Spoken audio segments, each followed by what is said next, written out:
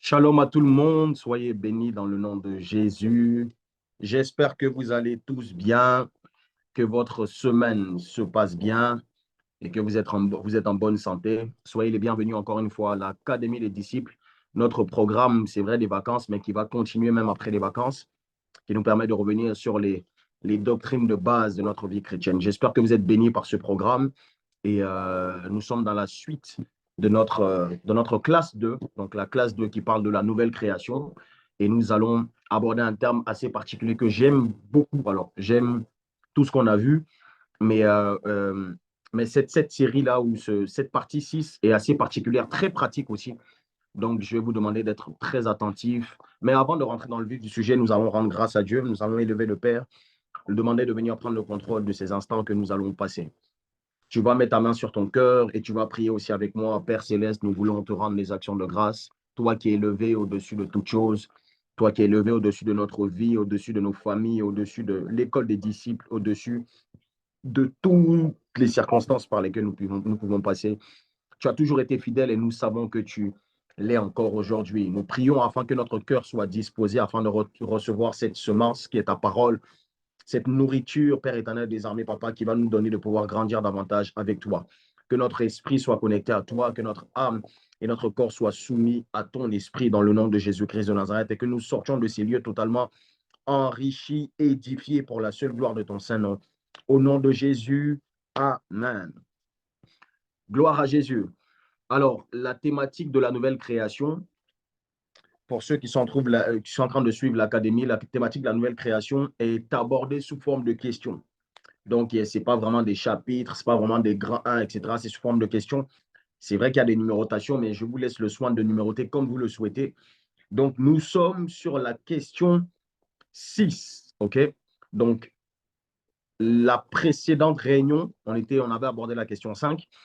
Et si tu ne l'as pas vu, je t'encourage à aller voir. Toi qui arrives que maintenant à l'Académie des disciples, ce n'est pas grave, les sessions sont enregistrées, donc tu peux repartir au volet 1, à la classe 1 déjà, partie 1, etc. et avancer au fil du temps jusqu'à nous rejoindre là où nous sommes. J'insiste dessus, ce n'est pas la course. Prenez le temps de digérer les enseignements, de méditer sur les passages bibliques et c'est ça qui va faire en sorte qu'en vous, les fondements de Christ vont s'imprégner.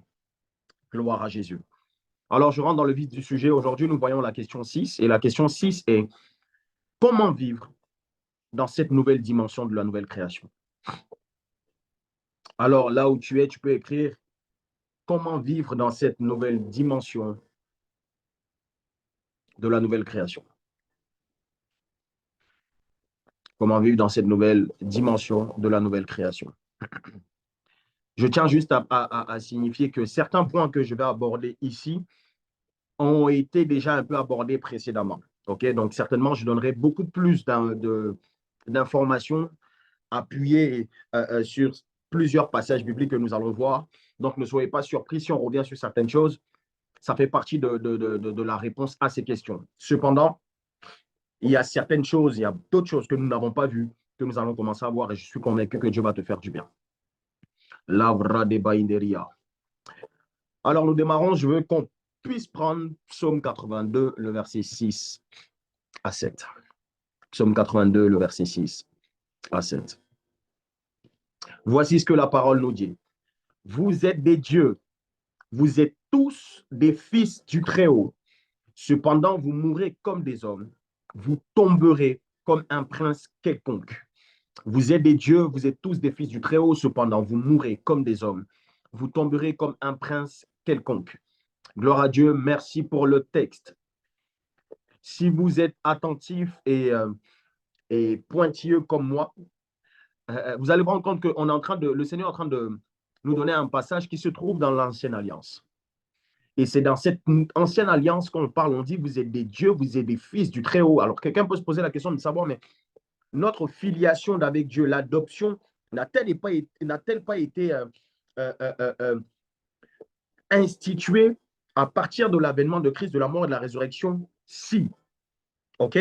Ce texte qu'on vient de lire est un texte prophétique. Cela veut dire que dans l'ancienne alliance, il y a bien de choses. D'ailleurs, toute l'ancienne alliance même était en train d'annoncer l'arrivée de Jésus et tout ce qu'elle allait se faire par la suite. OK? Donc, ne soyez pas perdus dans par rapport à ce passage pour dire, bon, ils sont dans l'ancienne alliance et puis on parle de fils de Dieu, etc. Non, c'est un texte qui est prophétique. Il est en train d'annoncer, nous avertir ce qui allait arriver par la suite. Raison pour laquelle, à chaque fois que vous méditez un texte, prenez compte du contexte et de comment le Seigneur est en train de parler à ce moment-là. OK? Donc, dans l'ancienne alliance, il n'y avait pas de fils. La dimension de fils est arrivée dans la nouvelle par l'œuvre de la croix et le sacrifice de Jésus, qui a fait de nous des enfants par adoption. Donc, je veux que cela soit très clair dans ton esprit. Gloire à Dieu. Il dit ceci, nous sommes déclarés fils. Et Dieu l'avait annoncé déjà depuis l'Ancien Testament. OK? Il dit, vous êtes des fils, mais vous êtes des dieux, mais vous mourrez comme des hommes. Vous êtes des dieux, vous mourrez comme des hommes. Comme si la dimension humaine que nous avons, entre guillemets, est un peu comme un sort, comme une malédiction. Je veux que tu écoutes très bien ce que je suis en train de dire. On va revenir sur un autre passage que Paul va donner tout à l'heure, qui va nous donner le pouvoir comprendre comment, quand Dieu te dit que tu es un Dieu, tu es son fils, il y a une différence entre cette dimension que tu as, la spirituelle, et la dimension de l'homme que tu es. Il dit, vous êtes des dieux, vous êtes des fils de Dieu, mais vous mourrez comme des hommes. Alors, est-ce que c'est mal vu de mourir comme un homme? Pourquoi? Est-ce que le fait d'être un homme est un problème, est un blocage pour ma dimension spirituelle et pour cette dimension de la nouvelle création? Tu vas bien comprendre ça tout à l'heure. Ce sur quoi tu dois prêter ton attention dès le départ, c'est il existe des personnes, des nouvelles créatures, des personnes qui ont l'identité de fils de Dieu, l'identité d'enfant de Dieu. Donc, il s'agit de qui? Il s'agit des personnes qui ont reçu Jésus, qui ont confessé Jésus.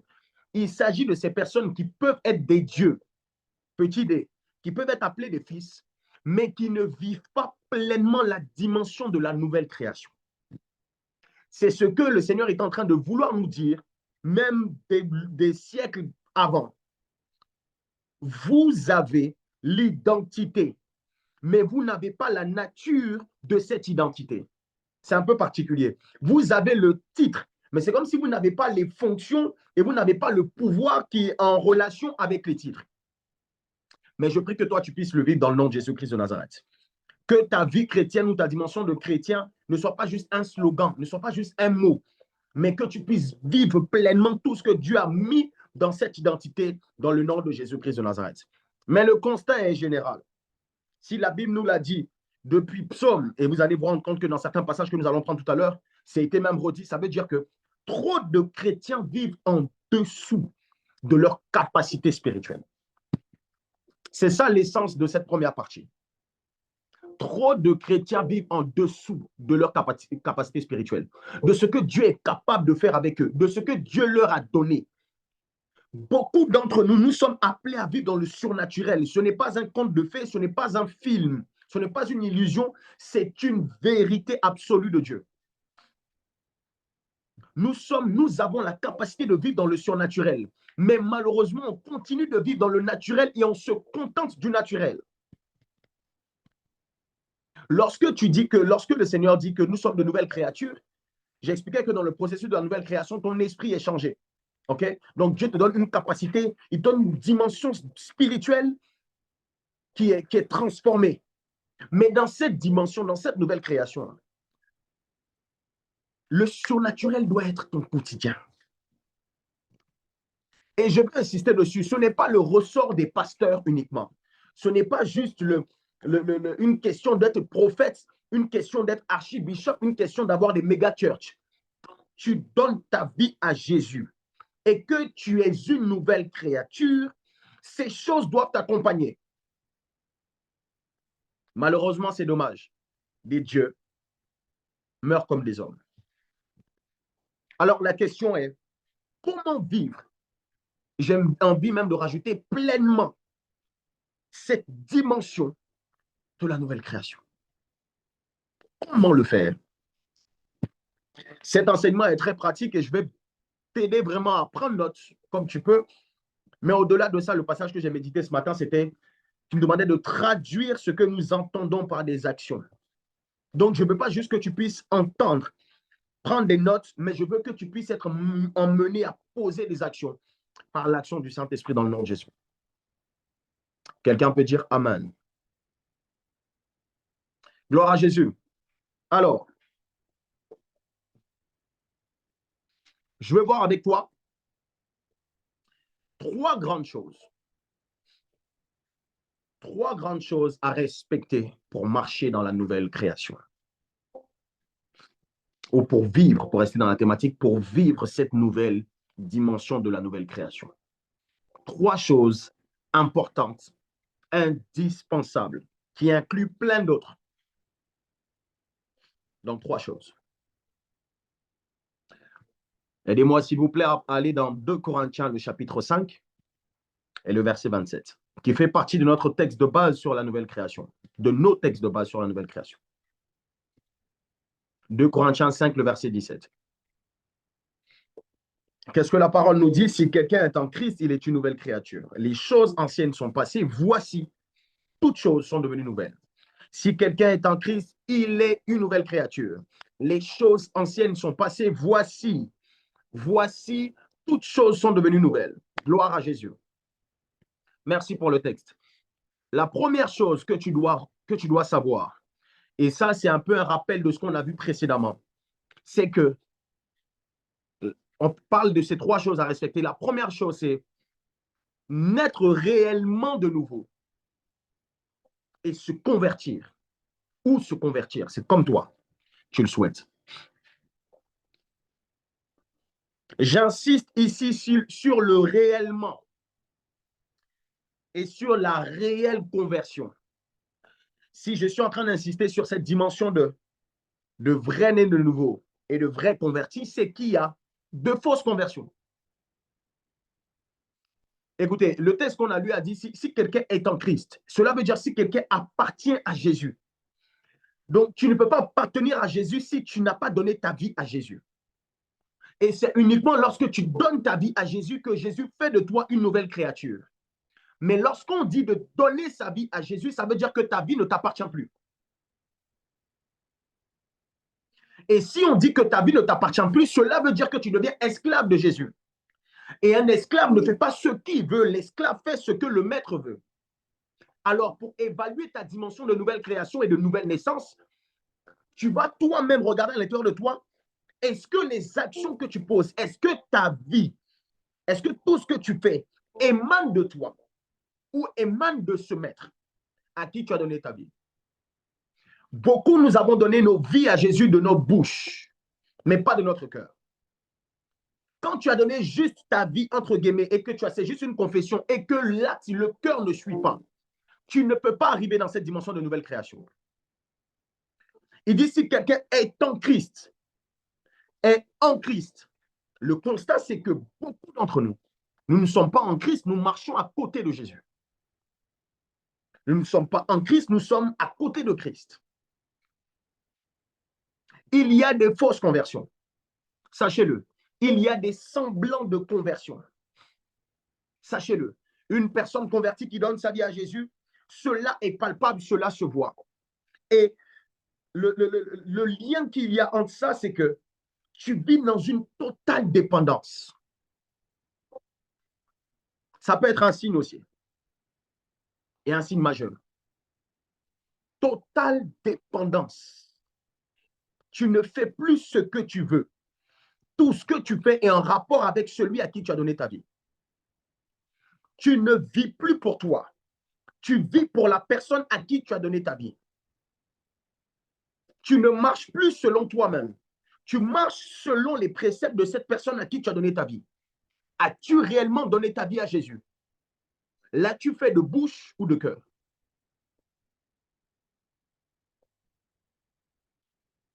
Parce qu'avant d'aller plus loin, avant d'expérimenter le surnaturel, etc., c'est la première étape. Et ça, il n'y a que toi qui peux te le dire. Je ne peux pas le dire à ta place, je ne sais pas ce que tu fais, je ne sais pas comment tu vis toi seul chez toi. Mais toi seul sais. Quel est ton niveau de dépendance à Christ? Cela peut attester de ta nouvelle création. Ou pas. Galates 6, le verset 15.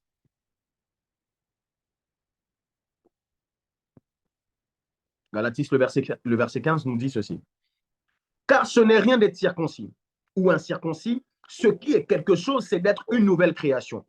Si tu as suivi les enseignements précédents, on a parlé de ce texte, ce n'est pas la première fois qu'on le prend.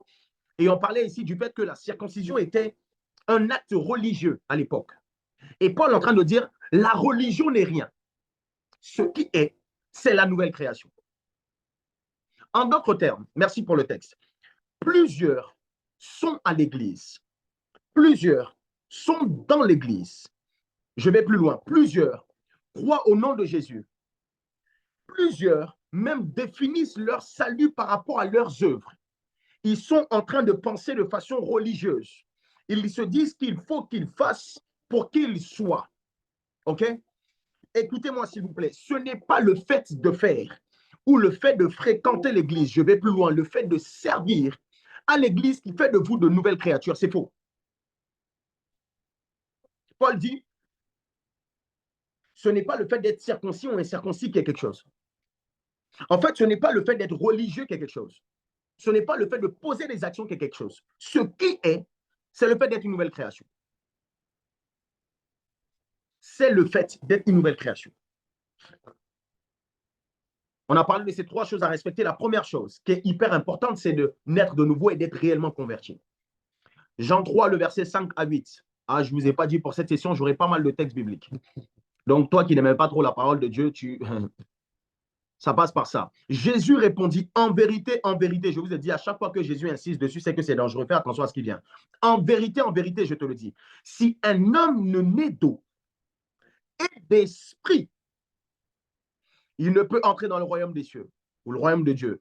Ce qui est né de la chair est chair et ce qui est né de l'esprit est esprit. Regarde bien. Il dit, OK, c'est jusqu'à 8. OK, ne t'étonne pas que je t'ai dit, il faut que vous naissiez de nouveau. Le vent souffle où il veut et tu entends le bruit, mais tu ne sais d'où il vient ni où il va. Il en est ainsi de tout homme qui est né de l'esprit. Est-ce qu'on peut juste me remettre à partir du verset 5? Il dit ceci. Il dit, en vérité, je te le dis, si un homme ne naît d'eau et d'esprit, tu dois redire, là où tu es, tu vas dire d'eau et d'esprit. Tu peux l'écrire même dans les commentaires si tu veux, d'eau et d'esprit. Il ne peut entrer dans le royaume des cieux, le royaume de Dieu. Merci pour le texte.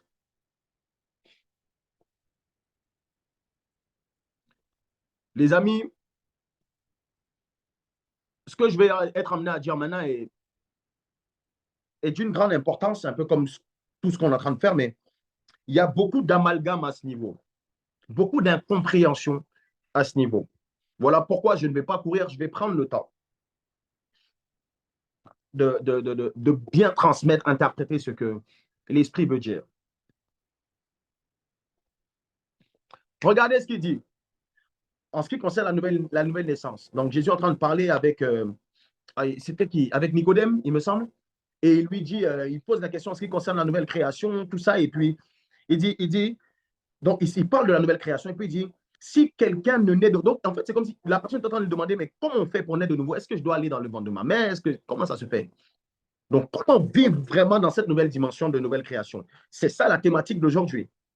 Donc, aujourd'hui, on peut dire que ça fait partie de notre texte de base. Il dit ceci, pour arriver dans cette dimension, pour entrer dans le royaume de Dieu, parce que la nouvelle création t'emmène dans un royaume particulier, le royaume de Dieu, où tu as des droits, tu as aussi des devoirs, etc.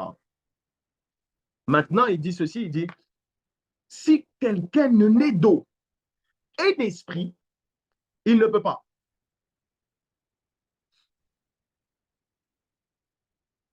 Il dit, il faut qu'il y ait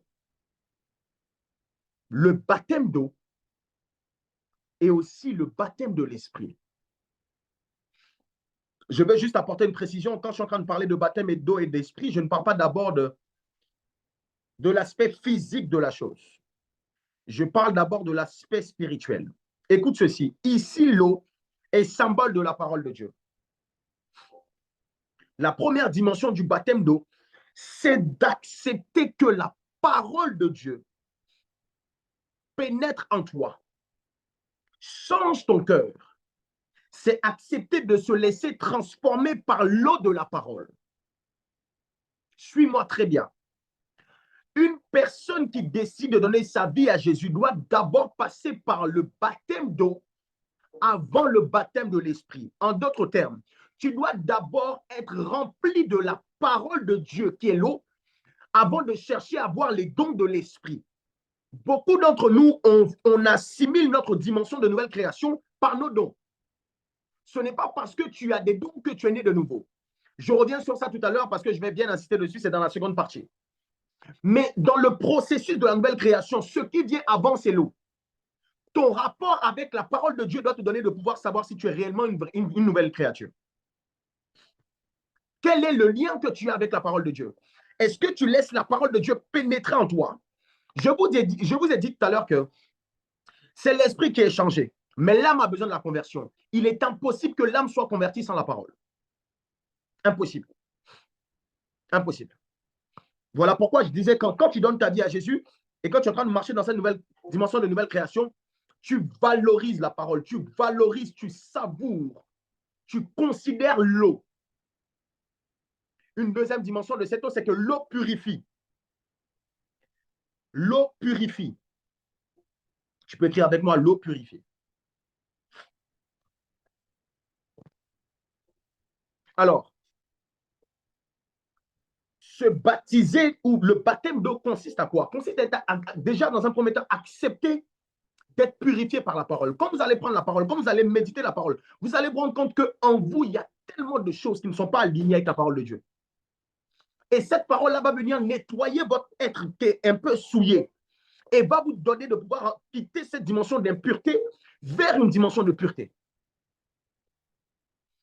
Quand tu es dans cette nouvelle dimension de la nouvelle création, que tu aspires à ça, tu dois reconnaître que tu es sale. Tu dois reconnaître que tu es impur. Si tu ne reconnais pas ton état, tu ne peux pas rentrer dans cette dimension ou dans ce processus de la nouvelle création. Tu ne peux pas. Ça veut dire que si tu ne veux pas avec un état d'esprit de « je sais que je ne suis pas bien, j'ai besoin de toi », il y a une dimension de l'eau, de la naissance d'eau que tu risques de rater. Vous savez, beaucoup de gens viennent vers Dieu, mais comme si Dieu leur doit trop de choses. Comme si Dieu leur doit trop de choses. Comme s'il y a la part de Dieu et puis c'est tout. La manière dont tu viens vers Dieu détermine aussi, c'est déterminant aussi pour la suite de ta vie et pour la dimension de la nouvelle création.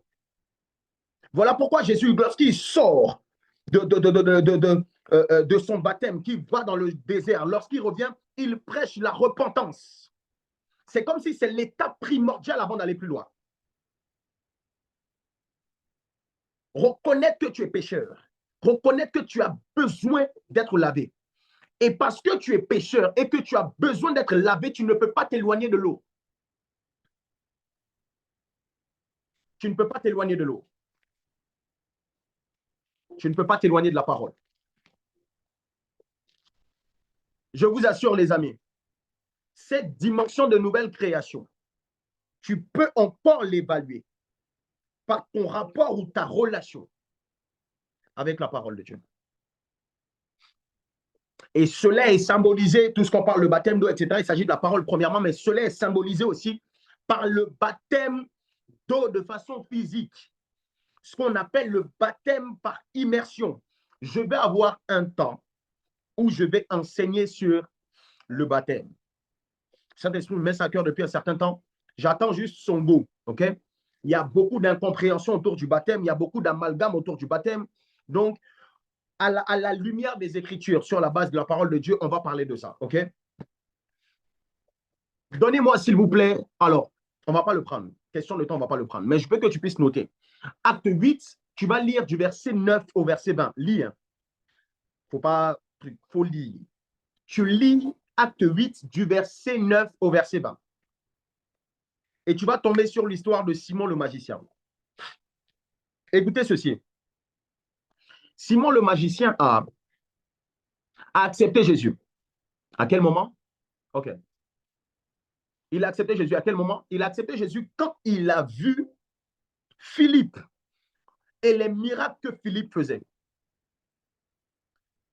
Simon le magicien a décidé d'accepter Jésus. Mais Il y avait comme une sorte de convoitise dans son cœur. Il n'était pas né d'eau, mais il voulait la naissance de l'esprit.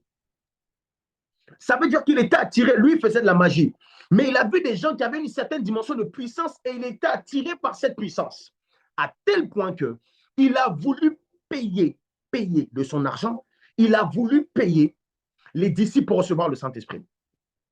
Qu'est-ce que Simon voulait en réalité? Simon voulait être célèbre. Il avait déjà une renommée, mais il voulait être célèbre en Christ. Il voulait la puissance du christianisme.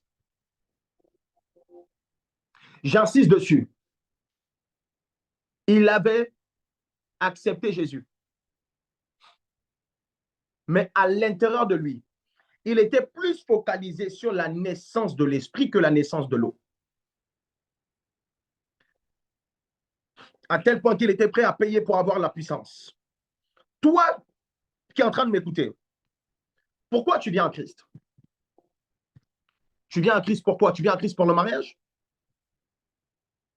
Ou tu viens en Christ pour le travail? Peut-être que toi, c'est ni les deux, mais peut-être que tu viens en Christ pour l'argent.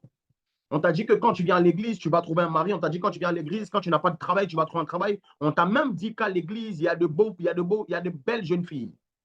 Et puis, il y a de beaux gars. Donc, c'est rare. Dans cette église-là, quand tu viens au minimum, mais maximum 3-4 ans, écoutez-moi, ce genre de conversions ne sont pas des vraies conversions, ce sont des fausses conversions, des conversions intéressées. Des conversions type Simon le magicien, qui ne sont pas prêtes, des conversions ou même des personnes qui ne sont pas prêtes à accepter le baptême d'eau, la naissance d'eau, la transformation que la parole peut apporter.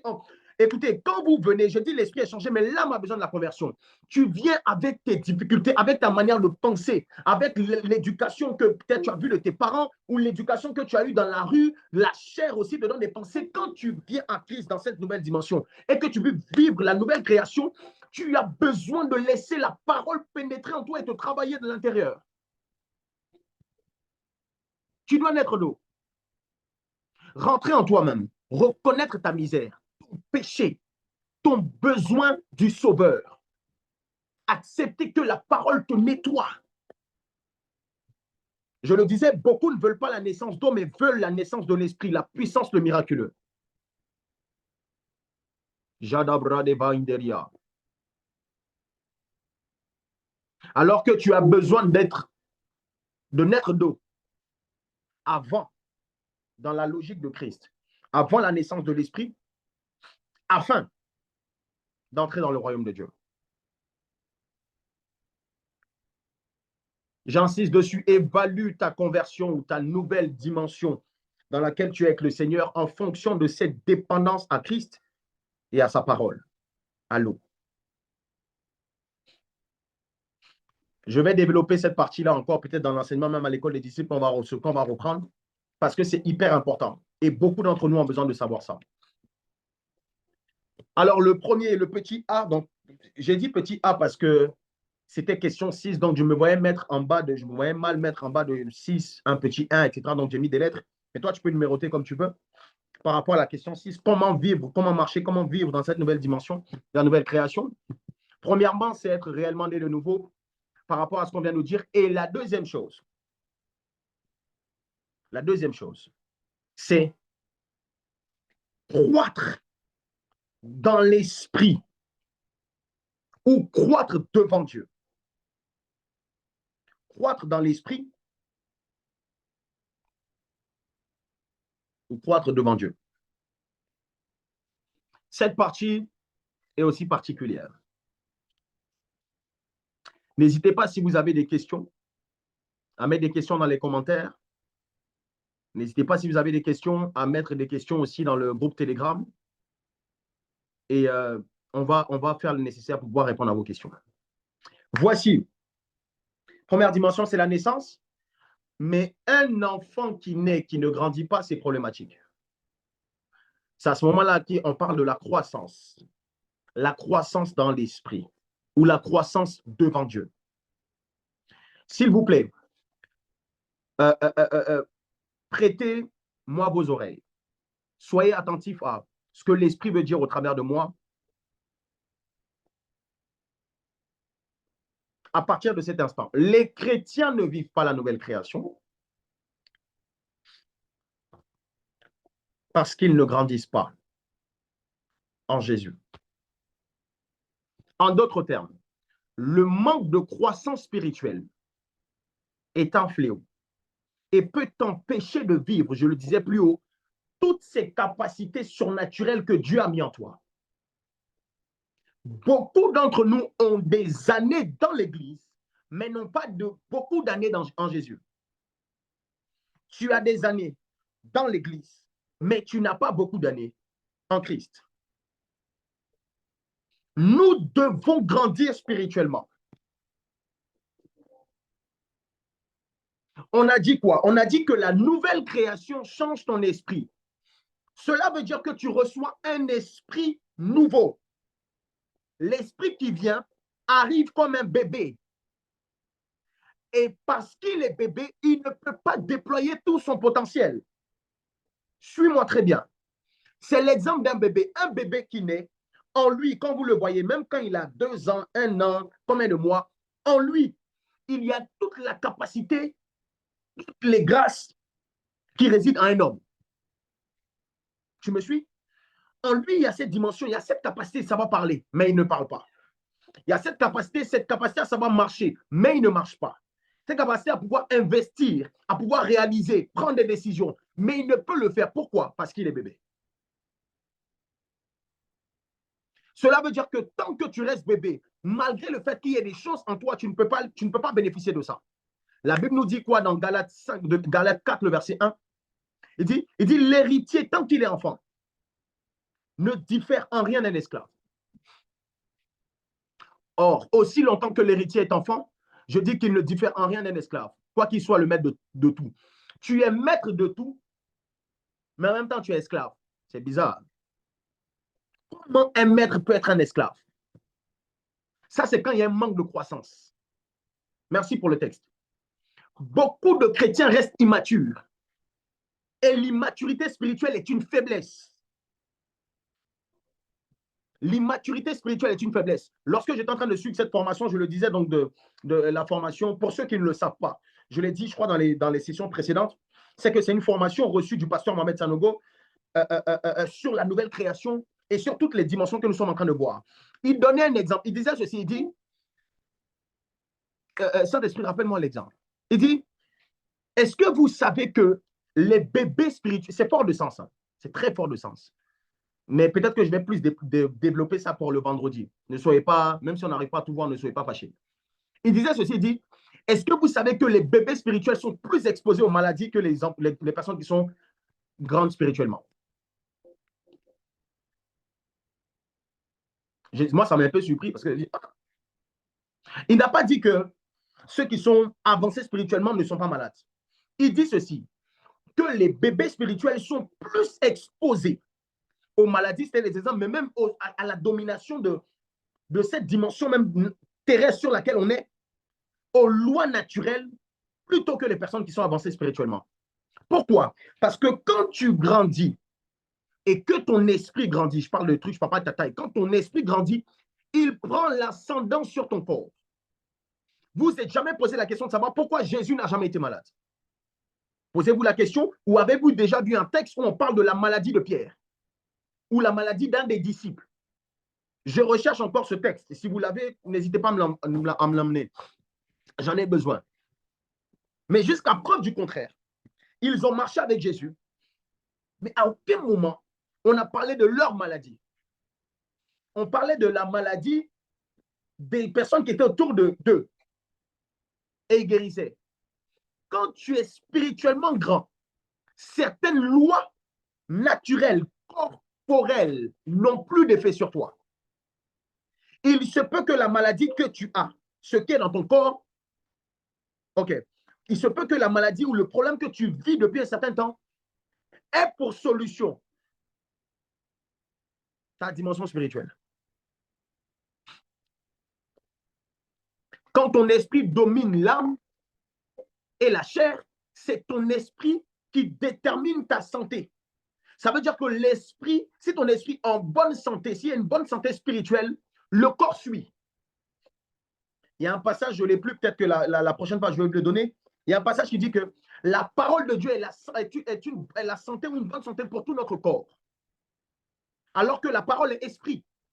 Donc, une bonne dimension spirituelle a un impact sur ta santé physique et corporelle.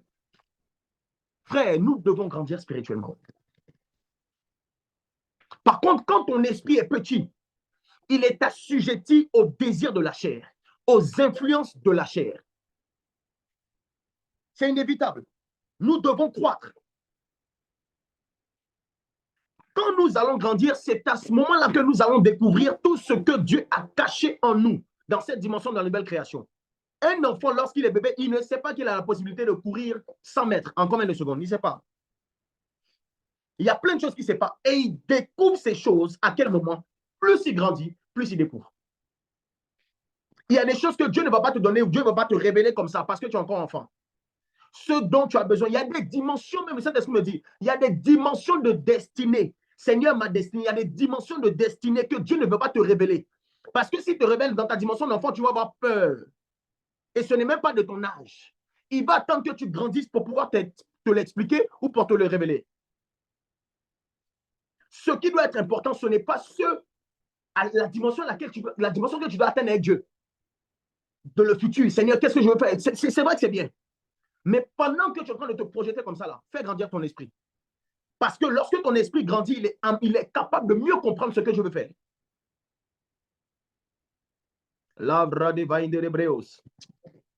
On va s'arrêter là pour aujourd'hui. C'est de la partie même, ça devient dangereux. Mais ce n'est pas grave. Je veux que tu comprennes ceci. La nouvelle naissance, c'est hyper important. Tu dois réaliser que la nouvelle naissance, c'est indispensable. Mais après la nouvelle naissance, là, il y a aussi la croissance. Tu dois grandir en Jésus. Gloire à Jésus. Nous allons nous retrouver vendredi pour la suite. Vendredi, 21h, ça sera disponible.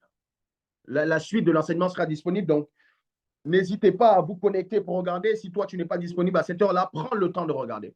Parce que Dieu veut te révéler beaucoup de choses. Beaucoup de choses.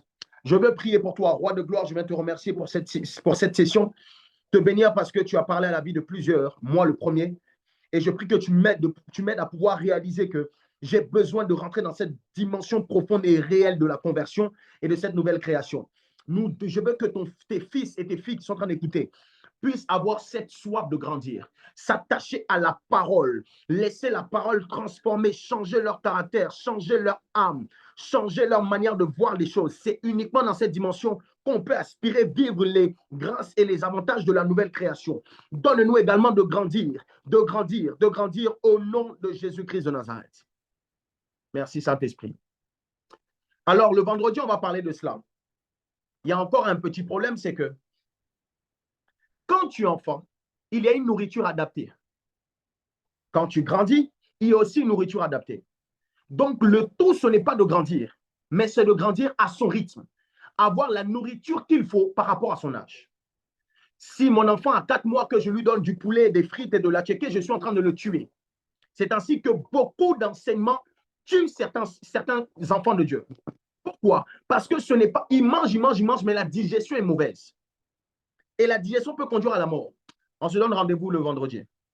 Que Dieu vous bénisse abondamment. Shalom, shalom à tous.